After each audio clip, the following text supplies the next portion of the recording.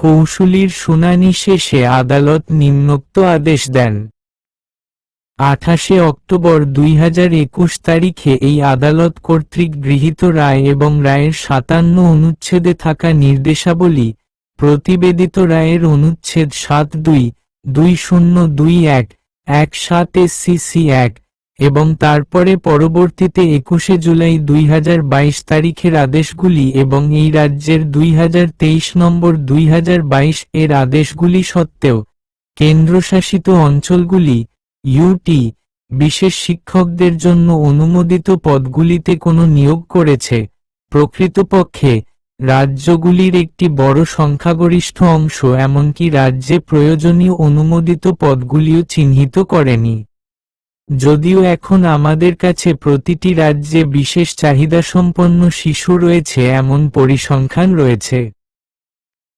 28 October 2021 তারিখের রায়, বিশেষ শিশুদের সহ এই জাতীয় বিদ্যালয়ে শিক্ষক শিক্ষার্থী অনুপাত বের করার জন্য কেন্দ্রীয় সরকারকে ছেড়ে দেওয়া হয়েছিল এবং কেন্দ্রীয় সরকার যে অনুপাত দিয়েছে তা হল যথাক্রমে একটি প্রাথমিক বিদ্যালয়ের জন্য রাত 1:10 এবং মধ্য ও মাধ্যমিক বিদ্যালয়ের জন্য রাত 1:15।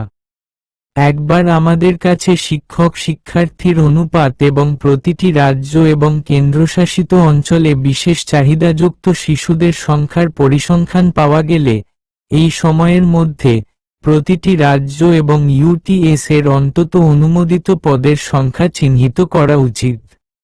এমতাবস্থায় আজ নিম্নোক্ত আদেশ জারি করা হচ্ছে। 1.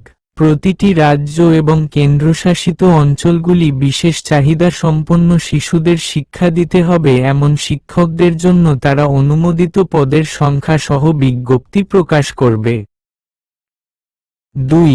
পদগুলিকে অনুমোদন এবং বিজ্ঞপ্তি দেওয়ার পরে, যা আজ থেকে 3 সপ্তাহের মধ্যে অর্থাৎ 28 মার্চ 2025 আগে বা তার আগে ইতিবাচকভাবে করা হবে, এই পোস্টগুলিকে কমপক্ষে 2টি সংবাদপত্রে বিজ্ঞাপন দেওয়া দরকার যার সাথে সংশ্লিষ্ট রাজ্যে বিস্তৃত প্রচলন রয়েছে, পাশাপাশি শিক্ষা দফতরের ওয়েবসাইটে এবং প্রতিটি রাজ্যের সরকারি ওয়েবসাইটেও।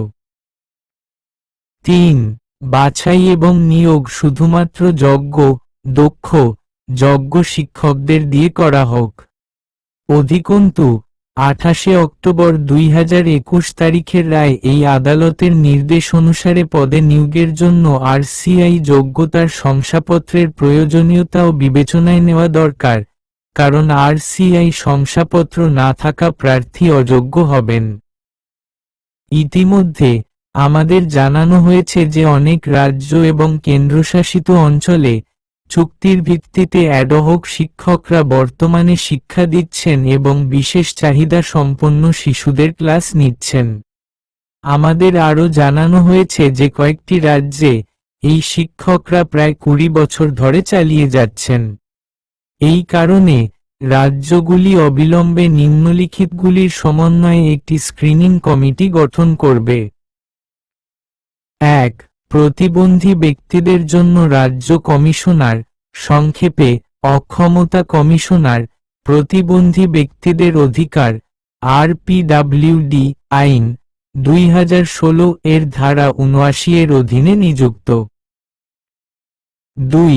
সচিব, বিভাগ, শিক্ষা সংশ্লিষ্টদের শিক্ষা। 3. আরসিআই এর একজন মনোনীত ব্যক্তি যিনি নির্ধারিত এলাকায় জ্ঞানসম্পন্ন একজন যোগ্য ব্যক্তি হবেন। এটি প্রতিটি রাজ্য এবং কেন্দ্রশাসিত অঞ্চলগুলির জন্য 3 সদস্যের কমিটি হবে। আমরা এটা খুব স্পষ্ট করে দিচ্ছি যে যদি কোনো রাজ্যে কোনো প্রতিবন্ধী কমিশনার পাওয়া না যায়, সেক্ষেত্রে শুধুমাত্র আইনি প্রতিনিধি এলআর বা সংশ্লিষ্ট রাজ্যের আইন সচিব দ্বারা প্রতিস্থাপিত হবেন। স্ক্রিনিং কমিটি এই শিশুদের শিক্ষা দেওয়ার জন্য চুক্তি, দৈনিক মজুরির ভিত্তিতে কর্মরত প্রার্থীদের প্রত্যেকের ক্ষেত্রে পরীক্ষা করবে এবং যে সকল শিক্ষককে শিক্ষা দেওয়ার জন্য যোগ্য এবং যোগ্য বলে প্রমাণিত হয়েছে তাদের বিশেষ শিক্ষকের বেতন স্কেল দেওয়া হবে। এসব শিক্ষকদের অতীত অভিজ্ঞতাও মাথায় রাখতে হবে। যাই হোক, প্রত্যেক প্রার্থীর জন্য বাধ্যতামূলক প্রয়োজন হবে আরসি যোগ্যতা।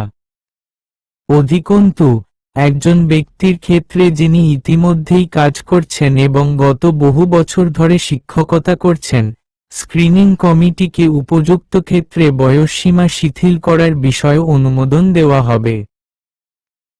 আজ থেকে 12 সপ্তাহের মধ্যে এই সমস্তটি সম্পন্ন করা হোক, যার মধ্যে অনুমোদিত পদগুলির জন্য 3 সপ্তাহ অন্তর্ভুক্ত থাকবে যা চিহ্নিত করতে হবে।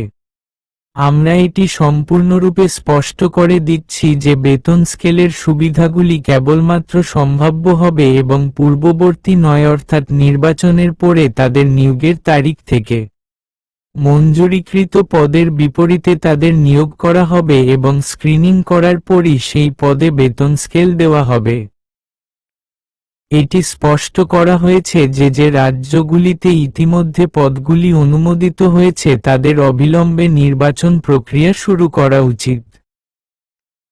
আমরা এটাও স্পষ্ট করি যে সিকিম, অরুণাচল প্রদেশ, নাগাল্যান্ড এবং মণিপুরের মতো কিছু রাজ্যে যারা আজ তাদের নিজ নিজ কাউন্সিলের মাধ্যমে এই আদালতে প্রতিনিধিত্ব করছে এবং বলেছে যে তাদের রাজ্যেও প্রশিক্ষিত শিক্ষক নিয়োগের জন্য কিছু লজিস্টিক সমস্যা রয়েছে। একইভাবে, তারা অনুশীলন শুরু করবে, যা উপরে উল্লিখিত যোগ্যতা সহ শিক্ষকদের প্রাপ্যতা সাপেক্ষে হবে। 15 जुलाई 2025 तारीखे तालिका। वकील की बात सुनने के बाद न्यायालय ने निम्नलिखित आदेश दिया। इस न्यायालय द्वारा 28 अक्टूबर 2021 को पारित निर्णय और निर्णय के पैराग्राफ 57, रिपोर्ट किए गए निर्णय 2021-17 SCC 1 के पैराग्राफ 72 में निहित निर्देशों और उसके बाद इस न्यायालय द्वारा पारित दिनांक 21 जुलाई 2022 और 12 मार्च 2024 के आदेशों के बावजूद किसी भी राज्य या केंद्र शासित प्रदेश (यूटी) ने विशेष शिक्षकों के लिए स्वीकृत पदों पर कोई नियुक्ति नहीं की है। वास्तव में, अधिकांश राज्यों ने राज्य में आवश्यक स्वीकृत पदों की पहचान भी नहीं की है, इस तथ्य के बावजूद कि अब हमारे पास प्रत्येक राज्य में विशेष आवश्यकता वाले बच्चों के आंकड़े हैं। 28 अक्टूबर 2021 के निर्णय में विशेष बच्चों वाले ऐसे विद्यालयों में शिक्षक छात्र अनुपात तय करने का काम केंद्र सरकार पर छोड़ दिया गया था और केंद्र सरकार द्वारा हमें जो अनुपात दिया गया है वह प्राथमिक विद्यालय के लिए 1:10 और मध्य तथा माध्यमिक विद्यालयों के लिए क्रमशः 1:15 है। एक बार जब हमारे पास शिक्षक छात्र अनुपात और प्रत्येक राज्य और केंद्र शासित प्रदेश में विशेष आवश्यकता वाले बच्चों की संख्या के आंकड़े आ जाएंगे, तब तक प्रत्येक राज्य और केंद्र शासित प्रदेश को कम से कम स्वीकृत पदों की संख्या की पहचान कर लेनी चाहिए। इन परिस्थितियों में आज निम्नलिखित आदेश पारित किए जा रहे हैं। 1. प्रत्येक राज्य और केंद्र शासित प्रदेशों को विशेष आवश्यकता वाले बच्चों को शिक्षा प्रदान करने वाले शिक्षकों के लिए स्वीकृत पदों की संख्या के साथ अधिसूचना जारी करनी होगी। 2. पदों को स्वीकृत और अधिसूचित किए जाने के बाद, जो कि आज से 3 सप्ताह की अवधि के भीतर अर्थात 28 मार्च 2025 को या उससे पहले निश्चित रूप से किया जाएगा, इन पदों को संबंधित राज्यों में व्यापक प्रसार वाले कम से कम 2 समाचार पत्रों के साथ साथ शिक्षा विभाग की वेबसाइट और प्रत्येक राज्य की आधिकारिक सरकारी वेबसाइट पर विज्ञापित किया जाना चाहिए। 3. योग्य, सक्षम, पात्र शिक्षकों का ही चयन और नियुक्ति की जाए। इसके अलावा इस पद पर नियुक्ति के लिए आरसीआई योग्यता प्रमाण पत्र की आवश्यकता को भी ध्यान में रखा जाना चाहिए, जैसा कि इस न्यायालय ने अपने दिनांक 28 अक्टूबर 2021 के निर्णय में निर्देशित किया है, क्योंकि आरसीआई प्रमाण पत्र न रखने वाला उम्मीदवार अयोग्य होगा। इस बीच हमें बताया गया है कि कई राज्यों और केंद्र शासित प्रदेशों में अनुबंध के आधार पर तदर्थ शिक्षक वर्तमान में शिक्षा प्रदान कर रहे हैं और विशेष आवश्यकता वाले बच्चों की कक्षाएं ले रहे हैं। हमें ये भी बताया गया है कि कुछ राज्यों में ये शिक्षक पिछले लगभग 20 वर्षों से कार्यरत हैं। इन कारणों से राज्यों को तुरंत एक स्क्रीनिंग समिति का गठन करना चाहिए जिसमें निम्नलिखित शामिल हों। 1. दिव्यांग व्यक्तियों के अधिकार RPWD अधिनियम 2016 की धारा 79 के तहत नियुक्त दिव्यांग व्यक्तियों के लिए राज्य आयुक्त, संक्षेप में दिव्यांगता आयुक्त। 2. सचिव, शिक्षा विभाग, संबंधित शिक्षा। 3. भारतीय रिजर्व बैंक का एक नामित व्यक्ति जो निर्धारित क्षेत्र में ज्ञान रखने वाला सक्षम व्यक्ति होगा। ये प्रत्येक राज्य और संघ राज्य क्षेत्र के लिए 3 सदस्यीय समिति होगी। हम ये स्पष्ट कर देना चाहते हैं कि यदि किसी राज्य में निःशक्तता आयुक्त उपलब्ध नहीं है, तो उस स्थिति में संबंधित राज्य के विधिक प्रतिनिधि एलआर या विधि सचिव द्वारा उनके स्थान पर नियुक्ति की जाएगी। स्क्रीनिंग कमेटी उन सभी उम्मीदवारों के मामले की जांच करेगी जो इन बच्चों को पढ़ाने के लिए अनुबंध, दिहाड़ी आधार पर काम कर रहे हैं और जो शिक्षक पढ़ाने के लिए सक्षम, पात्र और योग्य पाए गए हैं, उन्हें विशेष शिक्षक का वेतनमान दिया जाएगा। इन शिक्षकों के पिछले अनुभव को भी ध्यान में रखा जाएगा। हालांकि प्रत्येक उम्मीदवार के लिए अनिवार्य आवश्यकता RCI योग्यता होगी। इसके अलावा ऐसे व्यक्ति के मामले में जो पिछले कई वर्षों से काम कर रहा हो और पढ़ा रहा हो, स्क्रीनिंग कमेटी को उचित मामलों में आयु सीमा में छूट पर विचार करने के लिए भी अधिकृत किया जाएगा। ये सब आज से 12 सप्ताह की अवधि में पूरा किया जाना चाहिए, जिसमें स्वीकृत पदों के लिए 3 सप्ताह शामिल होंगे, जिनकी पहचान की जानी है। हम ये बिल्कुल स्पष्ट करते हैं कि वेतनमान का लाभ केवल भावी होगा, न कि पूर्वव्यापी यानी चयन के बाद उनकी नियुक्ति की तारीख से। उन्हें स्वीकृत पदों के विरुद्ध नियुक्त किया जाएगा और स्क्रीनिंग के बाद ही उस पद पर दिया जाने वाला वेतनमान दिया जाएगा। ये स्पष्ट किया जाता है कि जिन राज्यों में पद स्वीकृत हो चुके हैं, उन्हें चयन प्रक्रिया तुरंत शुरू करनी चाहिए। हम ये भी स्पष्ट करना चाहते हैं कि सिक्किम, अरुणाचल प्रदेश, नागालैंड और मणिपुर जैसे कुछ राज्यों में, जो आज अपने अपने वकीलों के माध्यम से इस न्यायालय के समक्ष उपस्थित हुए हैं और उन्होंने कहा है कि उनके राज्य में भी प्रशिक्षित शिक्षकों की नियुक्ति के लिए कुछ तार्किक समस्याएं हैं, फिर भी वे इस प्रक्रिया को शुरू करेंगे, जो ऊपर बताई गई योग्यता वाले शिक्षकों की उपलब्धता के अधीन होगी। 15 जुलाई 2025 को सूचीबद्ध। Upon hearing the counsel, the court made the following order. In spite of the judgment passed by this court on the 28th of October 2021 and the directions contained in paragraph 57 of the judgment, paragraph 72 of the reported judgment 2021-17 SCC1, and then subsequently the orders dated the 21st of July 2022 and the 3rd of December 2024 passed by this court, none of the states or union territories, UTs, have made any appointments on the sanctioned posts for special teachers. In fact, a large majority of the states have not even identified the sanctioned posts required in the state, in spite of the fact that now we have the figures in each of the states having children with special needs. In the judgment dated the 28th of October 2021, it was left to the central government to come out with a teacher-pupil ratio in such schools with special children, and the ratio which we have been given by the central government is 110 for a primary school and 115 for middle and secondary schools respectively. Once we have the teacher-pupil ratio with us and also the figures as to the number of children with special needs in each of the states and UTs, by this time, each of the states and UTS should have at least identified the number of sanctioned posts. Under these circumstances, following orders are being passed today. 1. Each states and UTs shall come out with notifications with the number of posts that they have sanctioned for teachers who have to impart education to children with special needs. 2. After the posts have been sanctioned and notified, which shall be done positively within a period of 3 weeks from today, i.e. on or before the 28th of March 2025. These posts need to be advertised at least in 2 newspapers having wide circulation in the respective states, as well as on the website of the Department of Education and also on the official government website of each of the states.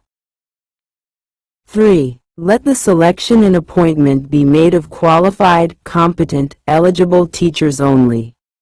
Further, the requirement of RCI qualification certificate also needs to be taken into account for appointment to the post as directed by this court in its judgment dated the 28th of October 2021, as a candidate not having RCI certificate shall be ineligible. Meanwhile, we have been informed that in many of the states and union territories, ad hoc teachers on contractual basis are presently imparting education and taking classes of children with special needs. We have also been informed that in some of the states, these teachers have been continuing for the last 20 years approximately. For these reasons, the states shall immediately constitute a screening committee consisting of the following. 1. State Commissioner for Persons with Disabilities, for short Disability Commissioner, appointed under Section 79 of Rights of Persons with Disabilities, RPWD. Act, 2016. 2. Secretary, Department, Education of the concerned education. 3. A nominee of the RCI who will be a competent person having knowledge in the prescribed area. This shall be the 3-member committee for each of the states and UTs. We make it very clear that in case there is no disability commissioner available in any state, in that case only she shall be substituted by the legal representative, LR, or the law secretary of the state concerned. The screening committee shall examine the case of each of the candidates who have been working on contract, daily wage basis to teach these children, and those teachers who have been found to be competent, eligible and qualified to teach, shall be given the pay scale of special teacher. The past experience of these teachers shall also be kept in mind. However, the mandatory requirement for each of the candidates would be RCI qualification. Further, in case of a person who was already working and teaching for the last many years, the screening committee shall also be authorized to consider relaxation of the age limit in appropriate cases. Let all of this be completed within a period of 12 weeks from today, which will include the 3 weeks for the sanctioned posts which have to be identified. We make it absolutely clear that the benefits of pay scale will only be prospective and not retrospective, i.e. from the date of their such appointment after selection. They will be appointed against the sanctioned posts and shall be given the pay scale which is to be given on that post only after screening. It is made clear that those states where posts have already been sanctioned should immediately start the selection process. We also make it clear that in some of the states such as Sikkim, Arunachal Pradesh, Nagaland and Manipur, which are represented today through their respective councils before this court and have stated that there have been some logistical problems for the appointment of trained teachers in their state too. All the same, they shall initiate the exercise, which shall be subject to the availability of teachers with qualifications as indicated above.